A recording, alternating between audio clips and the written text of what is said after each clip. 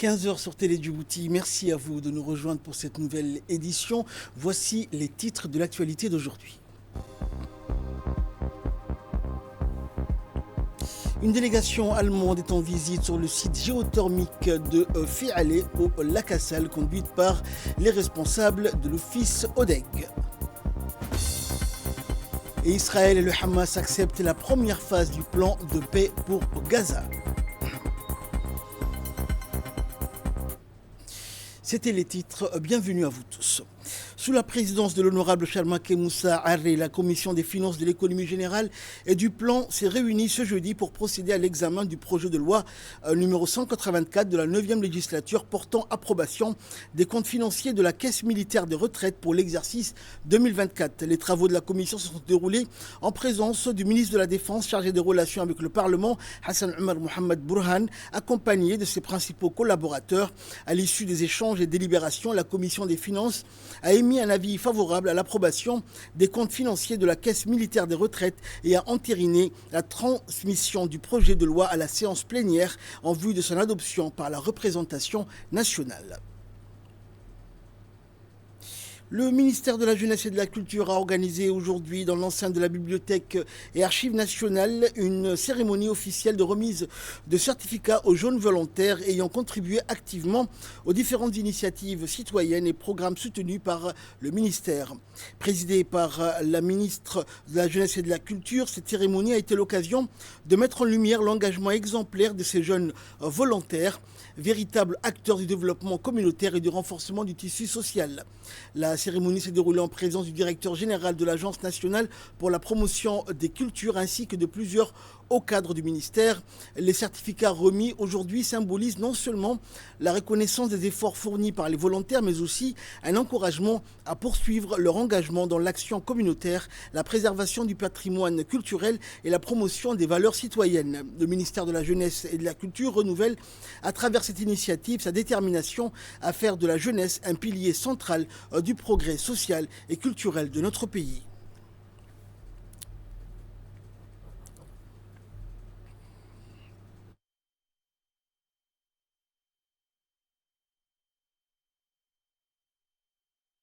Gratitude et une immense honneur que je prends la parole aujourd'hui devant vous à l'occasion de la cérémonie de remise des certificats des volontaires.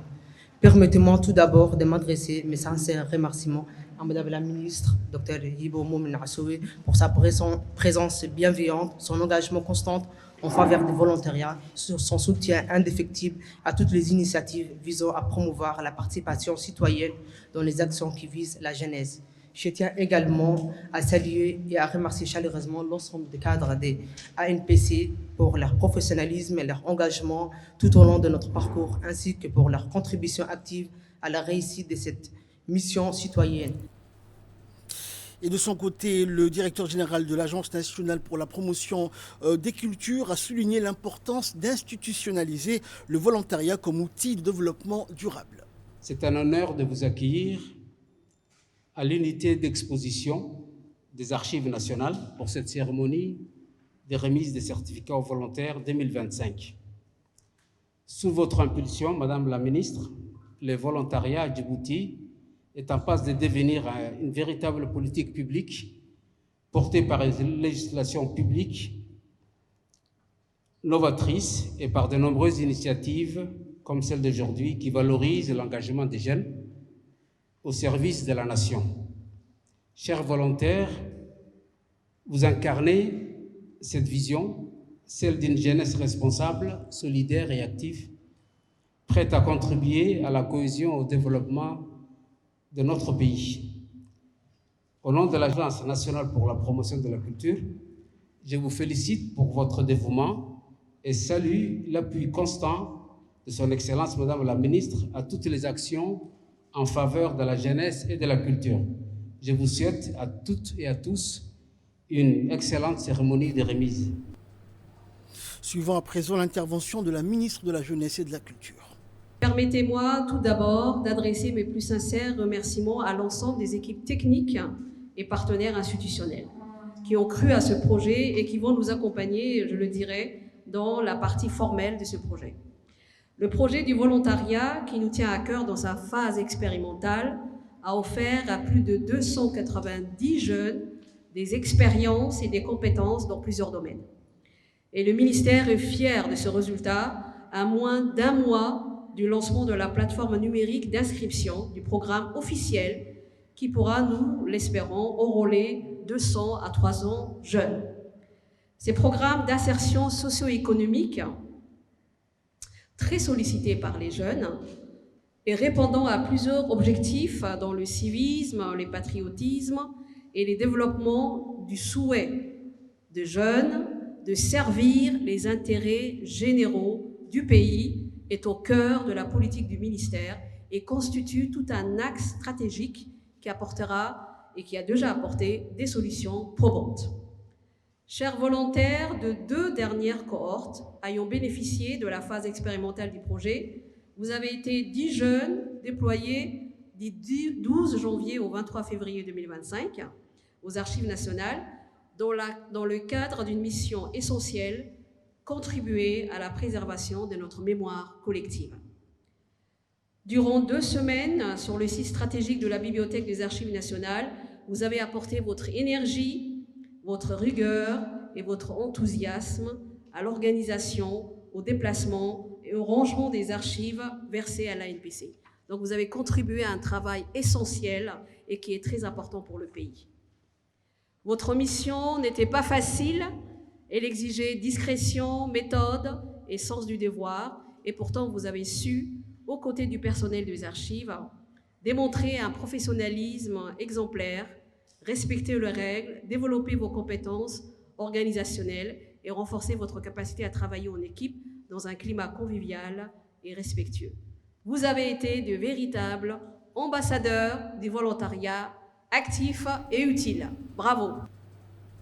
Et notre équipe de reportage a recueilli sur place les impressions des participants à cette cérémonie. Sohaib Mohamed Omar qui est devant vous aujourd'hui, un jeune volontariat qui a participé à cette remise de diplôme.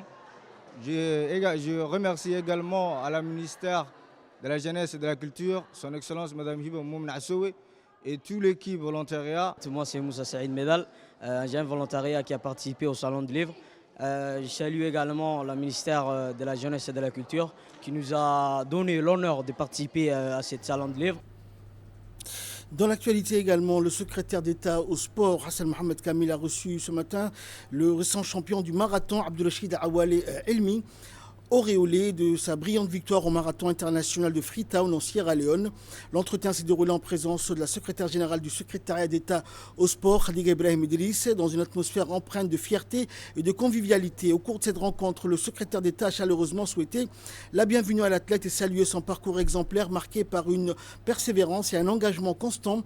Il a également félicité l'athlète pour sa dernière performance qui honore non seulement le sport djiboutien mais aussi l'ensemble de la nation. En signe de reconnaissance et d'encouragement, le secrétaire d'État lui a remis une enveloppe symbolique saluant ses efforts et son dévouement pour le rayonnement du sport national. Très fier et je continuerai toujours à poursuivre ces chemins. Prochainement, je partirai en Tunisie pour participer à un championnat d'Afrique international, que j'ai l'intention d'emporter aussi d'autres médailles, que ce soit en 1500 mètres ou 5000 mètres ou en semi-marathon. La présidente de la Commission nationale de lutte contre la corruption a pris part à la première assemblée générale annuelle du réseau pour le recouvrement des avoirs illicites au Moyen-Orient et de l'Afrique du Nord qui s'est tenue les 8 et 9 octobre dernier à Jeddah. Cette rencontre historique a réuni des représentants de haut niveau issus des institutions judiciaires, financières et gouvernementales des pays membres avec un objectif commun et majeur, renforcer la coopération régionale en matière de recouvrement et de restitution des avoirs illicites. Lors de son intervention, la présidente de la Commission a fortement souligné l'importance du renforcement de la coopération internationale afin d'assurer un recouvrement efficace. On l'écoute.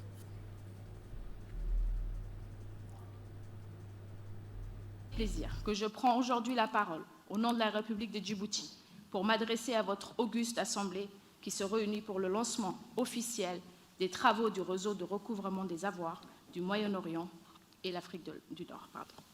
À l'entame de mon intervention, je tiens à remercier particulièrement le Royaume d'Arabie Saoudite, ainsi que l'autorité de contrôle et de lutte contre la corruption pour leur hospitalité et leur leadership dans le domaine de la lutte transfrontalière contre la corruption. Mesdames et messieurs, nous le savons tous, le recouvrement des avoirs illicites constitue non seulement un pilier fondamental de la lutte contre la corruption, mais également un levier décisif pour démanteler les réseaux criminels organisés et freiner les flux financiers illicites qui fragilisent nos économies et nos sociétés. Comme nombre de pays frères, Djibouti est confronté au défi complexe du recouvrement des avoirs détournés, souvent dissimulés derrière un enchevêtrement de juridictions et de montages financiers sophistiqués. Cette situation renforce notre conviction qu'une approche concertée et coordonnée est indispensable. Mesdames et messieurs, ces dernières années, la République de Djibouti a engagé des réformes profondes et ambitieuses.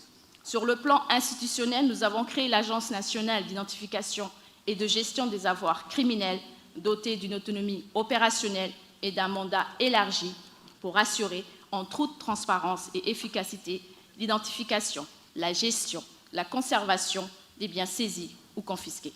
Nous avons également renforcé les prérogatives de nos institutions existantes, notamment la Commission nationale indépendante pour la prévention et la lutte contre la corruption, que j'ai l'honneur de présider, ainsi que l'Inspection générale de l'État, qui joue désormais un rôle central dans la répression des actes de corruption et de rapatriement des avoirs, en étroite coordination avec nos autorités judiciaires. Sur le plan législatif, la République de Djibouti a renforcé son cadre juridique en introduisant des dispositions relatives au gel, à la saisie, à la confiscation et au rapatriement des avoirs criminels. Ces réformes s'inscrivent pleinement dans le respect des standards internationaux, en particulier ceux établis par la Convention des Nations unies contre la corruption. Par ailleurs, la législation nationale prévoit également la possibilité de recourir à la confiscation sans condamnation pénale ainsi qu'à des procédures d'entraide judiciaire simplifiées. Poursuivant son intervention, la présidente de la Commission a réaffirmé l'engagement total de Djibouti à soutenir les initiatives régionales comme Arine Mena, en précisant que le pays contribuera de manière significative aux travaux du réseau pour promouvoir l'identification et la restitution rapide des avoirs détournés. Réécoutons la présidente de la Commission. Mesdames et messieurs, la République de Djibouti a multiplié au niveau international les initiatives de coopération bilatérale et multilatérale, à travers la conclusion d'accords stratégiques et la participation active à des plateformes telles que le réseau Globe, soutenu par l'ONUDC. En effet, nous restons convaincus que seule une action collective, concertée et solidaire peut venir à bout des défis transnationaux liés au recouvrement des avoirs. C'est dans cet esprit que nous saluons la création du réseau pour le recouvrement des avoirs illicites du Moyen-Orient et de l'Afrique du Nord. Nous le considérons non seulement comme un forum technique, mais aussi comme un outil stratégique destiné à renforcer la solidarité régionale, à optimiser la coordination entre nos autorités nationales et à bâtir une réponse collective, cohérente et efficace face aux crimes économiques et financiers. La République de Djibouti s'engage donc pleinement à contribuer aux travaux de ce réseau, à prendre part aux initiatives de renforcement de capacités, aux échanges de renseignements et à toutes les actions qui permettront de traduire en actes notre vision commune. Nous soutenons avec enthousiasme l'adoption de la charte et de la déclaration d'intention qui traduisent nos valeurs communes, nos objectifs stratégiques et les principes de gouvernance qui guideront nos travaux. Je tiens à réaffirmer, au nom de mon pays, notre détermination à œuvrer aux côtés de chacun d'entre vous pour construire une architecture régionale solide et résolument tournée vers l'action. Ensemble, nous pouvons priver les criminels corrompus du fruit de leurs méfaits et restaurer la confiance de nos citoyens dans l'intégrité de nos institutions. Enfin, je voudrais renouveler l'expression de notre gratitude au président de l'autorité de contrôle et de lutte contre la corruption et à ses équipes pour leur engagement remarquable, le leadership exemplaire et l'excellence de l'organisation de cette rencontre fondatrice qui ouvre un nouveau chapitre prometteur dans notre combat collectif contre la corruption sous toutes ses formes. Wassalamu alaikum wa rahmatullahi wa barakatuh. Dans le cadre du partenariat entre l'Office djiboutien de développement de l'énergie géothermique ODEG et la Banque de développement allemande, une délégation allemande a effectué hier une visite de terrain sur les sites géothermiques de Fialé, Goubet et Lakassal. Cette mission, conduite par le directeur général de l'ODEG, Dr Krayad Moussa, avait pour objectif de présenter à la délégation allemande le potentiel géothermique de la région du Lakassal et de suivre l'avancement des études et projets en cours menés par l'ODEG en partenariat avec le Red Sea Drilling Company. La délégation composée des représentants de la société allemande et d'experts techniques a reçu sur le terrain des explications détaillées sur les différentes phases d'exploration menées au cours des dernières années. Elle se rendue successivement à Fialé, site identifié pour une future étude de forage en collaboration avec la JICA, puis à Goubet pour examiner la ligne d'adduction avant de conclure la visite à Lakassal, zone stratégique de développement géothermique national. Le docteur Krayad Moussa a présenté les progrès réalisés dans la caractérisation des ressources géothermiques et les perspectives de production d'une électricité propre et durable en cohérence avec la stratégie nationale d'indépendance énergétique. Et l'ODEG réaffirme à cette occasion son engagement à renforcer ses partenariats techniques et financiers afin de faire de la géothermie un pilier essentiel de l'indépendance énergétique nationale. Suivant pour plus de précisions, l'intervention du directeur général de l'ODEG. Nous avons l'honneur de recevoir une délégation qui venait de l'Allemagne, composée d'une équipe de KfW, de BMZ et de GIZ, dans lesquels nous avons un partenariat stratégique pour le développement de la géothermie. Comme vous le savez, nous avions travaillé pour la fourniture des équipements de laboratoire avec une autre société, une autre institution publique allemande qui s'appelait le BGR.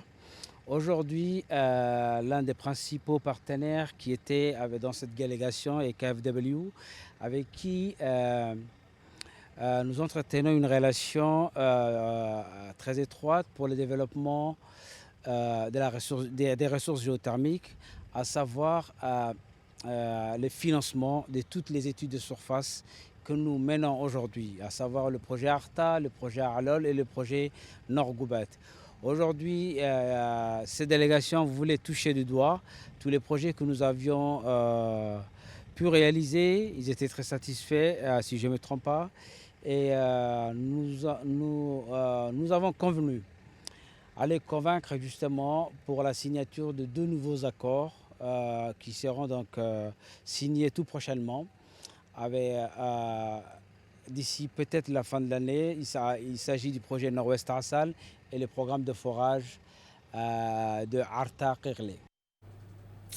Le préfet de la région d'Ali Sabia, Abdelmalik Mohamed Banouita, a chaleureusement accueilli la secrétaire générale de l'Union nationale des femmes djiboutiennes, Fatouma Moussa, ainsi que les membres de sa délégation. Et cette visite s'inscrit dans le cadre du programme national d'alphabétisation qui entame sa 8e année. À cette occasion, une réunion de concertation s'est tenue dans la salle de réunion de la préfecture réunissant plusieurs acteurs clés impliqués dans le programme. Le programme national d'alphabétisation, coordonné par l'UNFD, en partenariat avec plusieurs départements ministériels, comme celui de l'éducation nationale, du ministère de la Femme et de la Famille, des Affaires sociales et des Solidarités, et en collaboration également avec le ministère de l'Agriculture, a pour objectif de réduire le taux d'analphabétisme, de promouvoir l'autonomisation des femmes et des filles et de favoriser leur intégration socio-économique à travers l'éducation.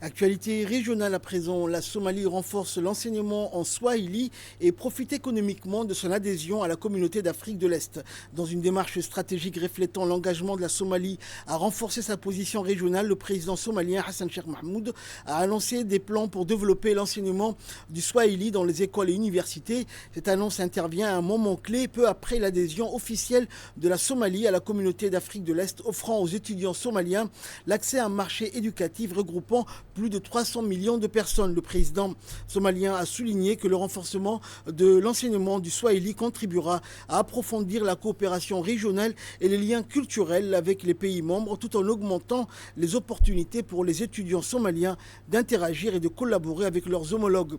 Par ailleurs, les entrepreneurs somaliens se sont montrés optimistes quant aux opportunités économiques offertes par l'adhésion à la communauté d'Afrique de l'Est, permettant un accès à un vaste marché stimulant le commerce et l'investissement entre les États membres. Ces initiatives s'inscrivent dans une vision globale visant à renforcer l'intégration régionale et à promouvoir le développement durable en Somalie. Le mouvement de résistance palestinien Hamas et Israël parviennent à un accord mettant fin à la guerre à Gaza sans médiation internationale. Au 734e jour de la guerre d'extermination contre le peuple palestinien, le président américain Donald Trump et les médiateurs ont annoncé être parvenus à un accord ouvrant la voie à la fin de la guerre à Gaza. Le mouvement de résistance palestinien Hamas a confirmé que l'accord prévoit la fin de la guerre contre Gaza, le retrait des forces d'occupation, l'entrée de l'aide humanitaire et l'échange de prisonniers, précisant avoir remis les listes de prisonniers palestiniens qui seront libérés dans le cadre de cet accord. Le porte-parole du ministère qatari des Affaires étrangères a déclaré qu'un accord avait été conclu lors des négociations de Sharm el-Sheikh sur les modalités de la première phase de cessez-le-feu à Gaza, soulignant que cet accord conduira à la fin de la guerre et à la libération des détenus israéliens et palestiniens. L'Organisation mondiale du commerce a révélé ses prévisions de croissance du commerce mondial pour l'année 2025, soutenue par un premier semestre exceptionnel et par la forte dynamique des échanges liés à l'intelligence artificielle. L'organisation souligne que le commerce sud-sud constitue un moteur important de cette croissance, avec une hausse de 8% en valeur par rapport à l'année précédente, contre 6% pour l'ensemble du commerce mondial. Le commerce des services, qui constitue de surpasser celui des marchandises, devrait quant à lui croître de 4,6% en 2025. Et enfin, sport, les éliminatoires de la Coupe du Monde 2026 qui se tiendra aux États-Unis, au Canada et au Mexique battent leur plein. À ce jour, 19 nations ont déjà validé leur billet pour la phase finale sur un total de 48 équipes attendues, une première dans l'histoire du tournoi. En Afrique, 3 sélections ont d'ores et déjà assuré leur présence, le Maroc et la Tunisie, qui participeront chacun pour la 7e fois, ainsi que l'Égypte, qualifiée pour sa 4e participation. Avec encore plusieurs places à pourvoir, la course à la qualification se poursuit dans les différentes zones, tandis que les passionnés de football attendent avec impatience de connaître la liste complète des équipes qui participeront à une édition historique et élargie du mondial. C'est ainsi que prend fin cette édition. Merci pour votre très aimable attention et excellent week-end sur Télé Djibouti.